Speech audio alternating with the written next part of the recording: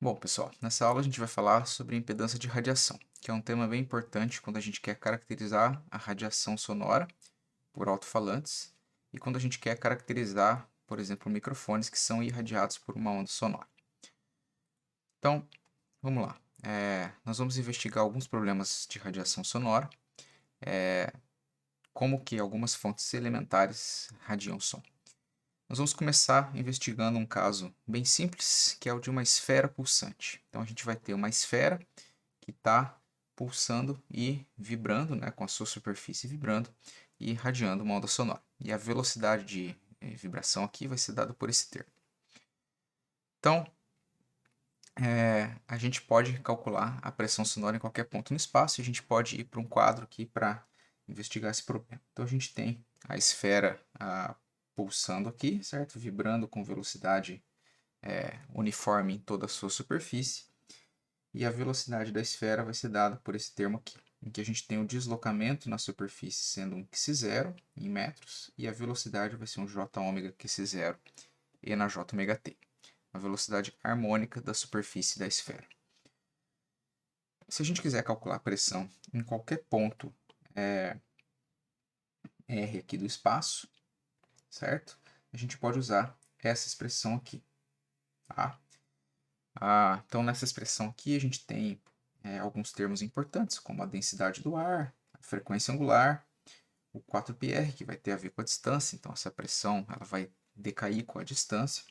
E a gente tem aqui um termo aqui que tem a ver com a radiação da nossa esfera e o nosso ENJ, ENA-JK, e aqui a gente tem a distância, né, do R até o raio da esfera. E aqui a gente tem esse Q0, que é a velocidade de volume, né? E a velocidade de volume vai ser dada pela velocidade da esfera, que é o j ômega x0, vezes a área da esfera, que é o 4π ao quadrado. E essa velocidade de volume é dada em metro cúbico por segundo. Bom, se a gente quiser calcular a impedância acústica, pressão por velocidade de partícula, em R igual a A, ou seja, exatamente se a gente quiser calcular a impedância aqui em cima da esfera, a gente pode simplesmente pegar esse valor de pressão sonora, né, e dividir pela velocidade. Então, aqui em preto a gente tem o valor da pressão sonora, né, todo esse termo aqui em preto, e esse cara aqui é a velocidade na superfície da esfera. Então, isso nos dá a impedância. E aí, se a gente corrigir o efeito de área e manipular um pouco essa expressão, a gente chega nessa impedância aqui de radiação, que é a impedância que está sendo vista aqui na superfície da esfera. Então a gente chama esse termo de impedância de radiação e a gente manipulou um pouco para obter aqui um termo que tem uma parte real e uma parte imaginária.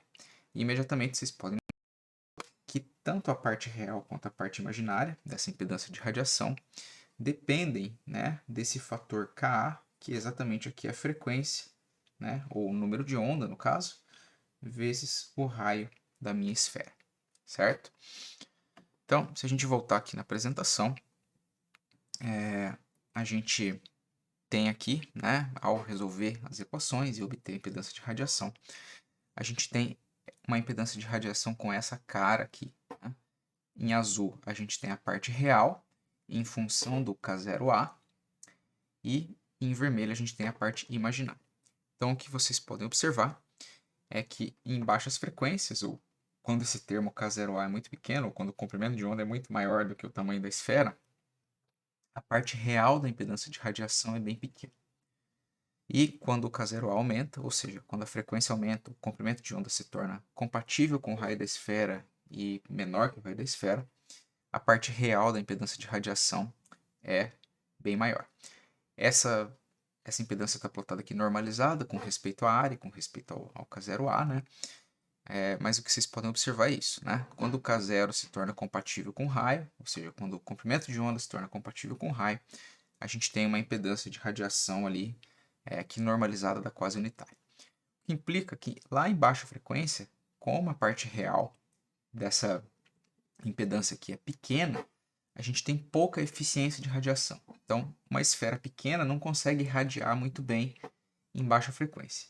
E isso é verdade tanto para a esfera quanto para alto-falantes, que pequenos não vão conseguir irradiar de maneira eficiente.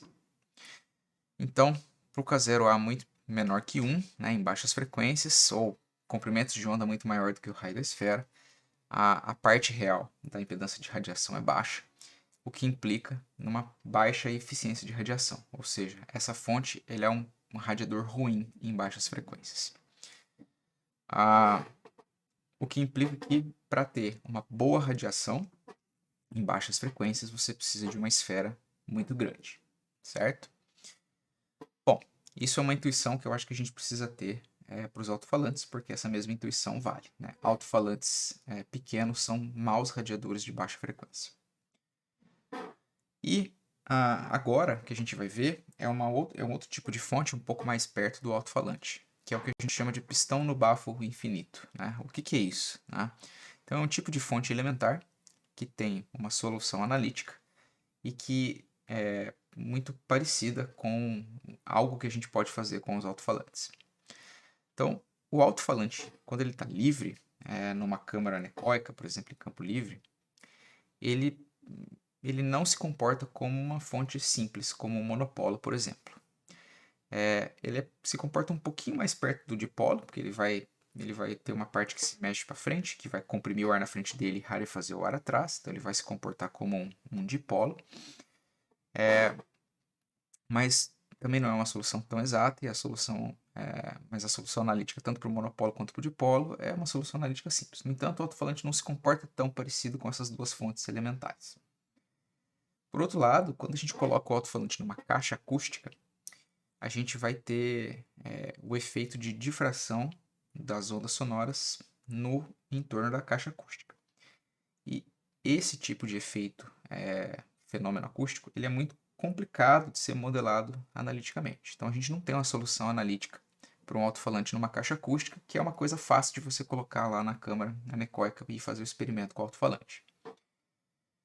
Quando a gente coloca o pistão no bafo infinito, eu já vou mostrar uma imagem do que isso significa fisicamente, mas isso significa que a gente está tentando fazer um experimento que é factível e ao mesmo tempo ter um cenário acústico que tem uma solução analítica de complexidade aceitável, certo? Então é o meio do caminho entre os dois mundos. Então, no extremo a gente tem as fontes simples, que não representam bem o alto-falante. No outro extremo a gente tem as fontes complicadas, como o alto-falante em caixas acústicas, a gente tem que levar em conta efeitos de difração. E a gente tem o pistão no bafo infinito, que é a coisa no meio do caminho. Tá? Então, o que é o pistão no bafo infinito? Imagina que a gente tem uma câmara anecoica, a gente vai colocar um alto-falante e circundar esse alto-falante de uma superfície rígida. Né? E aí a gente vai ter o cone do alto-falante vibrando ali rente à superfície rígida. Portanto, o alto-falante é colocado no bafo infinito, que o bafo é rígido. Então, é exatamente o que a gente tem aqui, né? O alto-falante e o baffle. E aqui a gente tem um vibrômetro laser medindo a vibração do cone do alto-falante. Então, esse é um tipo de fonte elementar. A gente consegue fazer o experimento e consegue fazer a computação de maneira simples. Tá? E o que a gente precisa levar em conta aqui é que o pistão ele vai ter raio A e todos os pontos do pistão vão se mover com a mesma velocidade, ou seja, o pistão, o diafragma do alto-falante não vai sofrer ondas de flexão. Então a gente tem aqui um pistão no bafo infinito. Uma outra forma de ver esse problema, né, é a partir desse sistema de coordenadas aqui, quando você está olhando de frente, né, o seu alto-falante no bafo infinito, a gente vai ter um elemento de área lá que vai estar vibrando e irradiando, e o que a gente vai fazer vai ser computar a pressão sonora a partir do somatório da pressão causada por todos os elementos de área, certo? Então, a gente vai, na literatura da disciplina, a gente tem bastante detalhes analíticos sobre isso, está bem descrito. O que eu quero fazer aqui é dar uma noção um pouco mais do passo a passo, não do passo a passo, mas dos passos lógicos para a gente resolver o problema.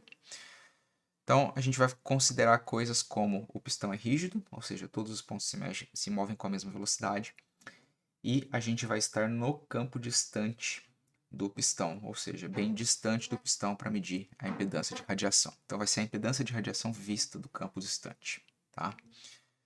Então, campo distante significa que esse termo K0R aqui, que é o termo K0, tem a ver com o comprimento de onda, né, o número de onda, né, vezes a distância vai ser um número grande, tá? Então, a gente vai estar distante do pistão no bafo infinito, distante da fonte sonora. E aí a gente pode ir lá para o nosso quadrinho. Então, a gente tem ali o nosso, aqui o nosso baffle, e aqui o nosso pistão. E a gente tem uma solução analítica para esse problema, que é dado pela integral de Rayleigh.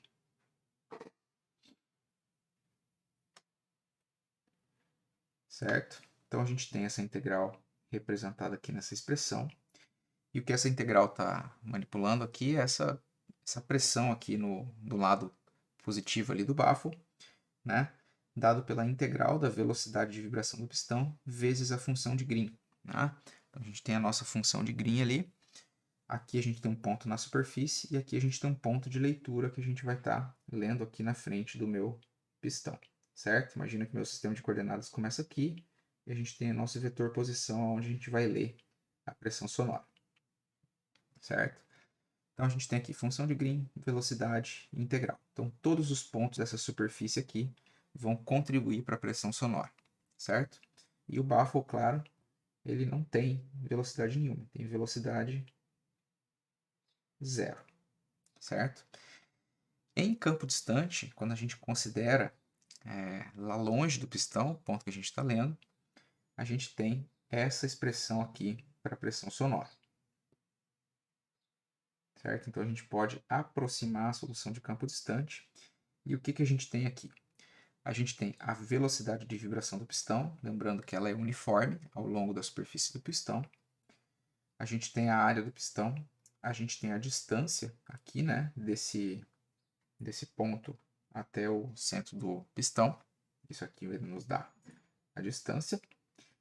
E a gente tem aqui uma função de Bessel, né? E dentro da função de Bessel a gente tem o K0A e o seno de θ aqui, ou o seno do ângulo que é formado, né?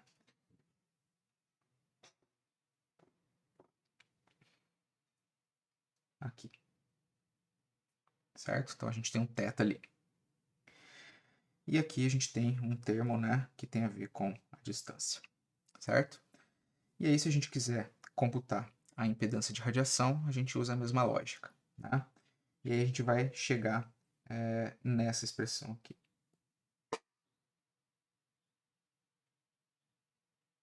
Certo? Beleza. Então a gente tem essa expressão para computar a impedância de radiação do pistão.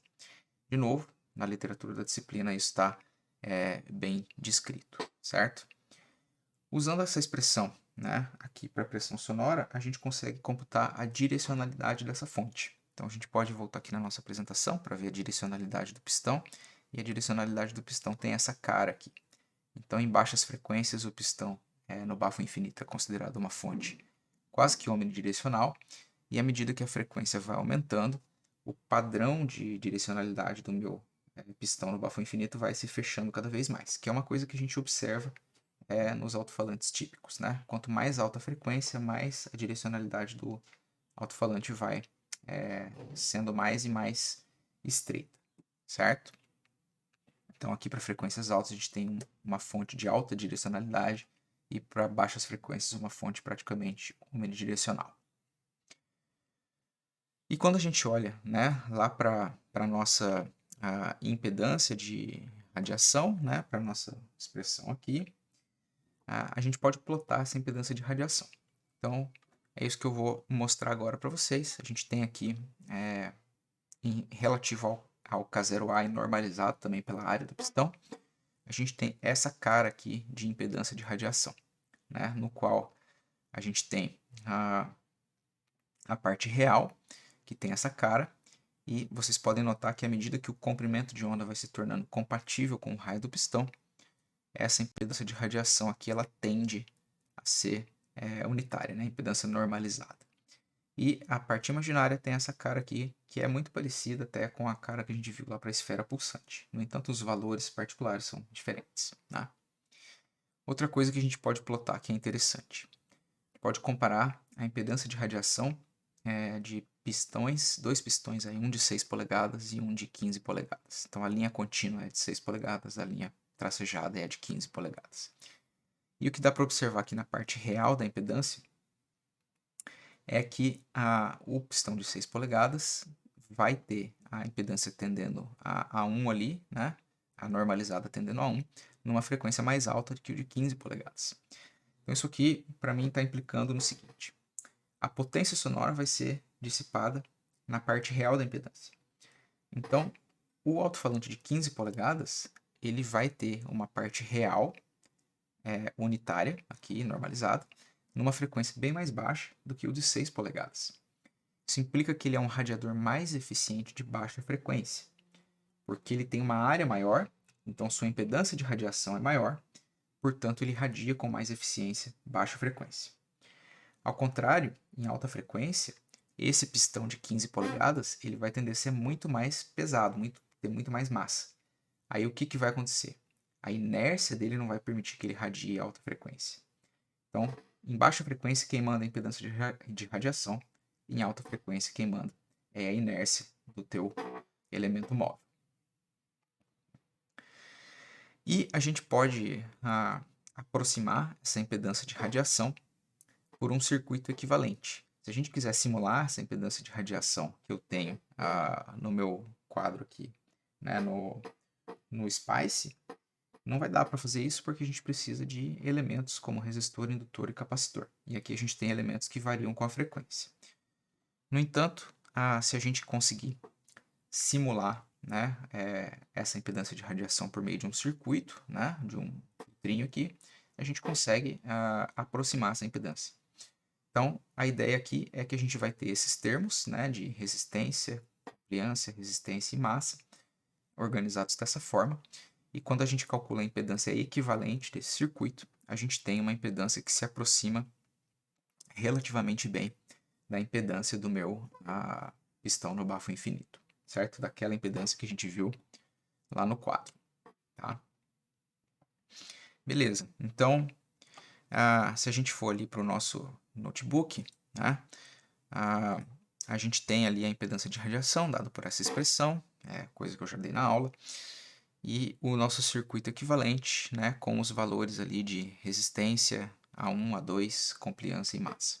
E aí a gente tem lá no nosso notebook a função para calcular a nossa impedância e retornar para nós o RA1, o RA2, o CA1, o MA1, o Zerrad equivalente e o Zerrad calculado pela expressão, né? Então, a gente pode calcular isso para um pistão ali de 6 polegadas e observar os gráficos aqui, né, tanto da impedância exata, né, calculada pelaquela expressão, quanto da aproximada pelo circuito equivalente. Vocês podem observar que elas são bastante similares, tá? E depois vocês podem testar outros parâmetros para ver, certo? Então, tentem depois com um raio maior, um raio menor, etc. Beleza. E então essa é toda a parte de impedância de radiação do pistão no bafo infinito. E a gente pode investigar agora um último caso, que é a impedância de radiação de um pistão no final de um tubo muito longo, né? Se por um lado a impedância de radiação de um pistão no bafo infinito, caso anterior, simula muito bem um alto-falante, ou pelo menos algum experimento que a gente possa fazer com alto-falante, o pistão no final de um tubo muito longo simula muitas vezes um tipo de fonte alimentar que tem solução analítica e é um caso parecido com os microfones, certo? Então, de novo, vai ser muito similar. O pistão possui um raio A, todos os seus pontos vão vibrar com a mesma velocidade e a pressão sonora vai ser a contribuição de todos os pontos do pistão mais a difração ao longo do cilindro, tá? E aí a gente pode tomar a mesma lógica, no entanto, a solução, né, desse tipo de caso aqui é muito mais complicada. Então a gente não vai passar por ela agora ao longo da disciplina, porque não vem muito ao caso. Mas a ideia é que a gente pode, de fato, também a gente vai ter de fato um efeito de direcionalidade desse pistão. Então, o corpo cilíndrico impacta na direcionalidade dos nossos microfones, tá? Então, o que vai acontecer? Em baixa frequência, os nossos microfones eles vão ser praticamente omnidirecionais, né? A não ser que ele seja projetado para ser direcional, né? Ele vai ser omnidirecional, tá? Então, a gente projeta ele para ser omni, mas em baixa frequência ele vai ser omni. Só que em alta frequência, o corpo do microfone vai impor uma condição no campo acústico que vai torná-lo direcional. Mesmo que você tenha projetado o microfone para ser omnidirecional, ele não vai ser omnidirecional em todas as frequências. Então, lá em alta frequência, ele vai se tornar direcional. Tá? Então, a gente tem aqui, para um microfone de meia polegada, que tem um raio ali de cerca de 1,3 centímetros, o Ka, aquele termo, número de onda vezes o raio do microfone, se torna aproximadamente igual a 1 em cerca de 8.500 Hz. Né? Então, nessa faixa aqui do Ka igual a 1, que é o 8.500 Hz, o microfone já está perdendo direcionalidade. E aí, à medida que a frequência aumenta, ele se torna mais e mais direcional. Tá? Então, a difração tem esse papel no caso do microfone omnidirecional. A impedância de radiação nesse caso é parecida com o caso anterior, tem a mesma lógica, né? Ela vai crescer, a parte real ali vai crescer com a frequência, mais ou menos com a mesma cara, com valores ligeiramente diferentes. E da mesma forma a gente tem um circuito equivalente para modelar essa nossa impedância de radiação do pistão no final de um tubo longo, só que os valores aqui mudam um pouquinho, tá? Então a gente precisa levar isso em conta, tá? Essa mudança de valores e calcular o nosso circuito equivalente. E aí quando a gente calcula, a gente tem esse tipo aqui de impedância de radiação, que é parecido com o caso anterior, tá? E lá no nosso notebook, de novo, a gente tem essa coisa calculada aqui, né, para o caso do pistão na extremidade de um cilindro. A gente tem a nossa função para calcular os termos do circuito e a impedância de radiação equivalente. E quando a gente plota aqui para um cilindro de meia polegada, a gente tem esse tipo de resposta aqui, certo? Então, obviamente, um microfone pequenininho ele não vai ser um radiador eficiente de pressão sonora, né? Ele não é ele não vai funcionar bem como alto-falante, mas ele tem uma impedância de radiação, certo? Bom, esses termos a gente vai usar de impedância de radiação, a gente vai usar muito nos circuitos acústicos que a gente montar, sempre que a fonte radiar ou for irradiada por uma onda sonora, tá bem? Até mais.